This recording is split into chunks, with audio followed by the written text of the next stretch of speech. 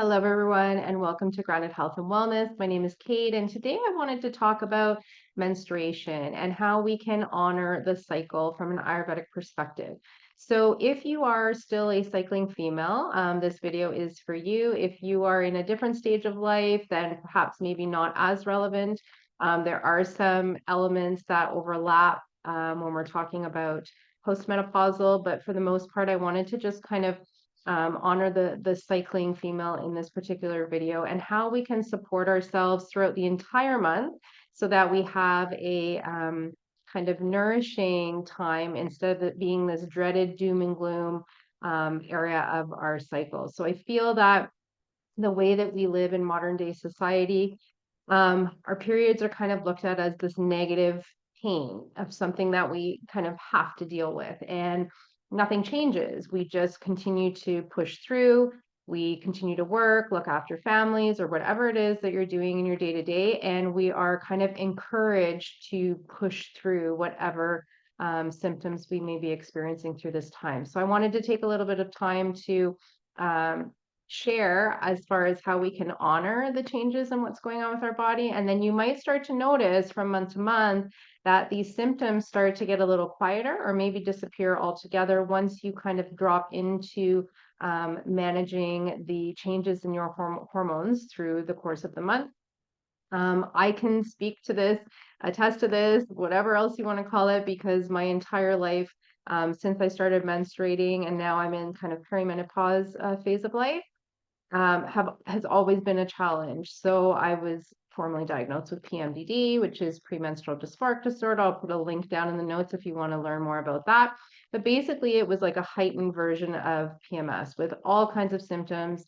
Estrogen also affects or hyperexcites our mast cells. And if you've been here for some time or have been following along, I have shared how I manage mast cell activation syndrome. So when my hormones are shifting, my cycle really suffers because of all of these other things that I am managing. So that's why I lean so heavily into these practices because they've proven to really be supportive. And I am absolutely an advocate of, I'm kind of like the show me person. So give me something to try. I will try it wholeheartedly. And it's a do it subject for me. So if it works and I receive results, I'm going to stick with it and kind of honor the message that is being sent. So that's why I'm here sharing this with all of you, hoping that some of it will land and maybe a little bit, maybe all of it, but just to bring you into a space of feeling better. All right, so let's dive right into it. So from an Ayurvedic perspective, when we're talking about menstruation, this is this apana vayu. So it's this downward action of energy leaving the body. So when you think about movement in the body, especially from this apana vayu, we're also thinking about anything else that is leaving the body. So urine, feces, so blood when we're talking about menstruation. So we want to encourage things that are assisting that process instead of stopping or preventing that from happening, because that creates this kind of, think of it like a traffic jam in the body. You're trying to prevent something in its natural formation of how and where it wants to move. So the easiest way to think about this, or the way that it made sense for me in my mind, was kind of the use of tampons or a menstrual cup or anything that is kind of stopping or holding that bleed. So we really want to encourage the body to rid this. And understanding that menstruation is really a free monthly detox. So when you shift your kind of mindset around that and think, this is a good thing that my body is doing, it's getting rid of all of this waste that's accumulated through the month, you start to kind of respect what the body is doing versus looking at it as an annoyance or something that is kind of getting in your way from living your day to day. Now, all of that being said, coming from somebody that deals with a lot of symptoms, I completely understand that this can be very difficult, right? We're looking at ways to mitigate or manage symptoms so that we can show up in our lives, go to work, be with people, be in a good mood. Like all of those things are important, obviously. So as you start to kind of honor the way Ayurveda looks at the menstrual cycle, I do believe that you're going to start to see this softening around when you are in your bleed, but it does take time. And sometimes it takes a few cycles. practicing things this way in order for you to start to feel those. So back to this sense of kind of honoring the bleed. So your body is detoxing. That is the only thing we should really be putting her through during this time of the month. It is a lot of work for the body to um, basically detox. So if we're layering on other things or stressors to the body at this time, then it starts to clog the pipe, so to speak, and make things a little bit more difficult. So I want you to think about honoring this time when you are in an active bleed, and how can we do that? So first and foremost, I want you to really think about how can you rest and nurture yourself during this time. I hear you. We all work, we have families. Like I said, there are things that are going on. And sometimes this is easier said than done. You need to find a practice somehow, some way to honor this. So whether or not that's going to bed a little bit earlier or putting your exercise regime on hold for that particular week of your bleed, maybe taking some, if you're a yogi, then maybe taking more restorative classes and avoiding any ones that include movement. So when we're talking back again about this Apana Vayu, we want to encourage this gentle movement of the body in this downward motion. So we're encouraging that flow. So you don't want to do things that are going to kind of push that energy back up. So things that can be, like bouncing, like on a rebounder. I mean, that's a great tool for another time of the month, but not during menstruation. Yoga poses, particular inversions, so things that are putting you upside down or tipping the pelvis above the heart. Again, we're forcing that energy upward when we need to be encouraging kind of this downward motion. So looking at things that are kind of creating that softening around that is important. If we look back to ancient times, maybe even past a little bit more modern, away from ancient times, when women were menstruating, they were actually, you can look up, there's a book called, I believe it's called The Red Tent. If I can find the link, I'll put it in the show notes for you. But basically, it was this ideology that cultures where women, when they were menstruating, kind of went into this red tent and did nothing for the entire time that they were bleeding. They were not to cook, they were not to look after the children, they were not to participate in the community. And this wasn't an exile, it was more so like like a wellness retreat. They were going into this tent to rest and let their body do what it needed to do once a month to rid itself of all of this waste. So think about what we do now. We kind of pop a pain pill, throw a tampon in, go on with our day. That may work for some of you, but I think over time, if you are more prone to symptoms around your cycle and the way that your hormones change over the month, this is going to catch up with you like any other health practice. So honoring this time of rest and allowing the body to do what it needs to do is going to show up for you better in the long run. So the other thing that's kind of interesting to look at from the perspective, from an Ayurvedic lens rather, with our menstrual cycle, is we're bringing in the doshas. And if you've been here for a while, you're likely familiar with the doshas. If it's new for you, I'll throw a link in the show notes down below so you can learn about those. But we're tying in kind of the earth elements to these three energies. So kapha, vata, and pitta. And they show up as far as the way that our bodies function, and just understanding a little bit more around that may help you. So the active bleed, so when we're menstruating and the blood is actually showing up from day one to however long your cycle is, that is this active, when vata is active. So that's that element of space and ether and air.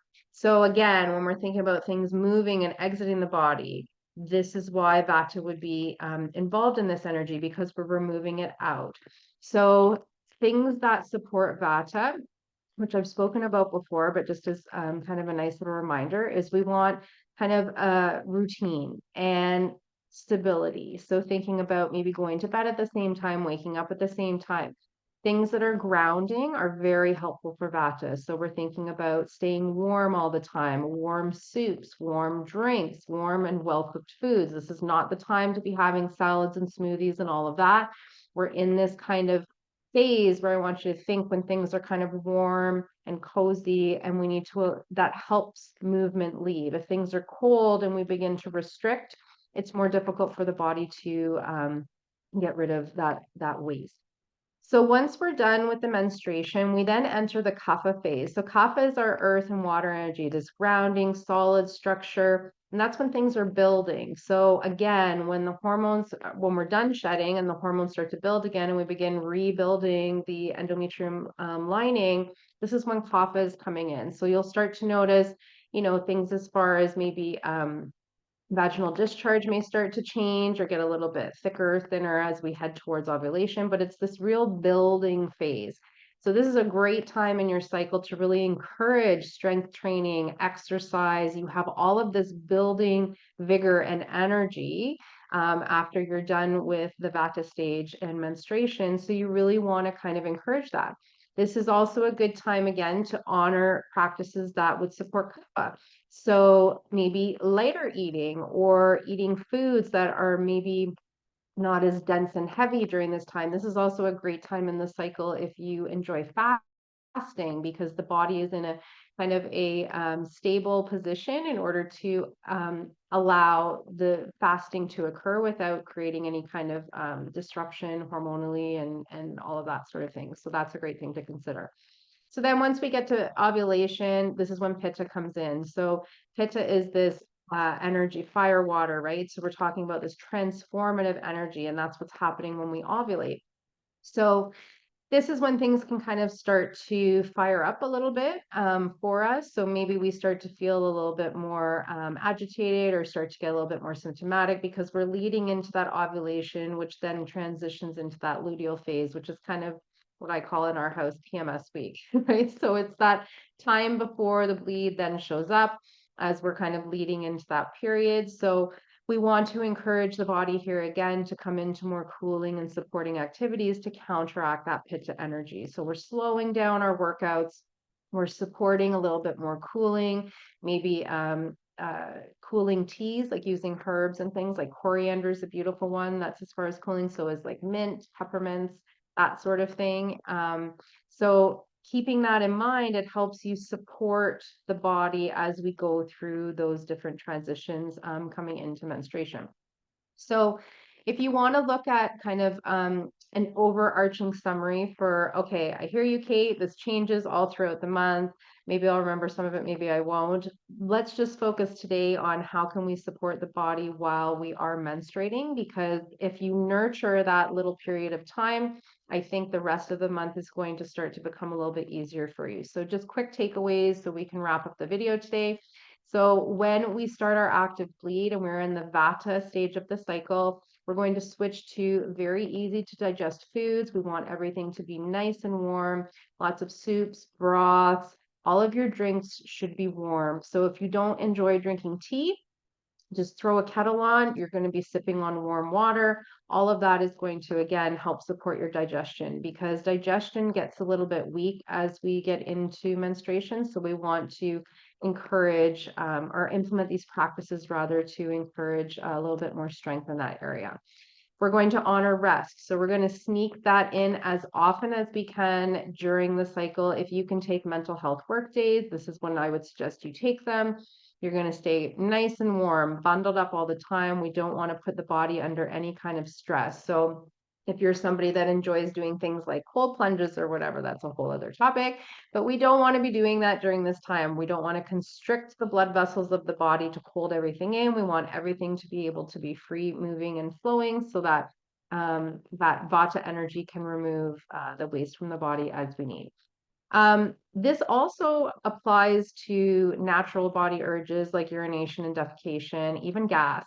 So if you hold all of that in, you're holding that Vata in, you're creating that kind of traffic jam that I spoke about before. So try to find a way to encourage the body to be able to eliminate its waste or functions as needed, and trying to avoid that, oh, okay, I have to go to the bathroom, but I've got a million other things to do. I'll go in 5 more minutes. Try to honor that initial urge in order to eliminate so that you can, again, continue to nourish this Vata energy. And then finally, I would just like to remind everyone that hydration is super important. If we are drinking warm fluids, you're going to readily absorb those fluids a lot faster than you are when fluids are cool or cold. So you're already ahead of the game if you're doing that. But this is a beautiful time to incorporate even electrolytes. So maybe a pinch of Himalayan salt. If you have it, if you don't have Himalayan salt, any salt will do, but there's more minerals in like a sea salt, a Celtic sea salt, or those mineralized salts for the body. So we're upping kind of that magnesium, potassium, and sodium content. That's really important as well if you are intaking more fluids, because if we aren't balancing it with those minerals, we're just going to be constantly peeing all the time. The body is unable to absorb that. So you want to be able to kind of pepper those in. So I'm going to leave it there for today. Hopefully those tips will help you. Try it out. Like I said, it with any kind of holistic practices, you have to be patient and give yourself and your body time to adjust to the changes. I think because we live in a society that is kind of instant gratification, like give me the pill, give me the quick fix, and let's move on. Absolutely, if that's your jam, then that's where you're going to be. But if you're looking at honoring a more holistic approach to wellness and support the body in this kind of holistic nature, you need to take time and be patient in order for changes to happen so that it can kind of catch up to the messaging that you're sending it. So that's it for me for this time. I hope you enjoyed this video. Be sure to subscribe and like down below, as it will help this video reach more people. And that's ultimately what I want, is just everybody to start to feel better so they can live their best life. So see you next time.